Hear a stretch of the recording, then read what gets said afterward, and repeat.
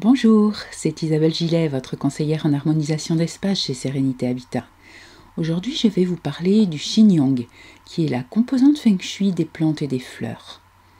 En Feng Shui, il est indispensable de faire entrer le bon Qi dans nos intérieurs, qu'il s'agisse d'habitat ou de lieu de travail. Et pour cela, il est quasi systématique d'utiliser des plantes vertes et des fleurs. Leurs qualités intrinsèques leur permettent de nous apporter beauté, vie et énergie.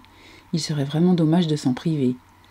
Nous connaissons déjà les qualités d'un certain nombre de plantes dites dépolluantes, qui permettent, là aussi par leurs caractéristiques, d'améliorer la qualité de l'air que nous respirons en absorbant notamment les coves ou encore les odeurs de tabac.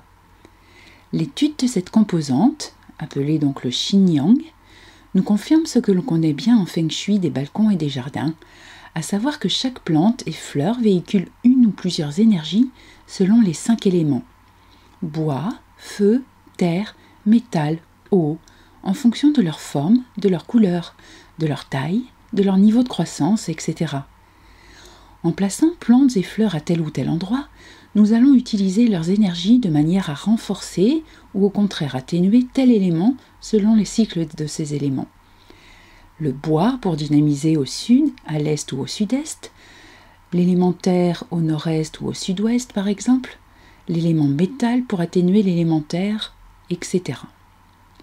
Une belle fleur blanche à fleurs rondes sera parfaite à l'ouest ou au nord, tandis qu'une plante à coloris rouge et feuilles pointues viendra plutôt en secteur sud, ou en tout cas là où l'élément feu est requis.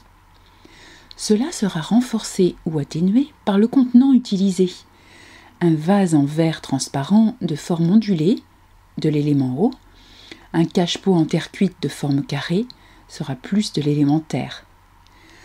Par contre, une plante telle que le cactus est tout à fait à éviter à l'intérieur, y compris au bureau, car ses nombreuses épines nous envoient de multiples flèches empoisonnées, encore appelées charchi ou chi négatif.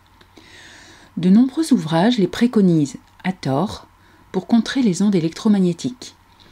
Il est de loin préférable d'utiliser des pierres et des cristaux pour cela, tels que la shungite ou la tourmaline noire.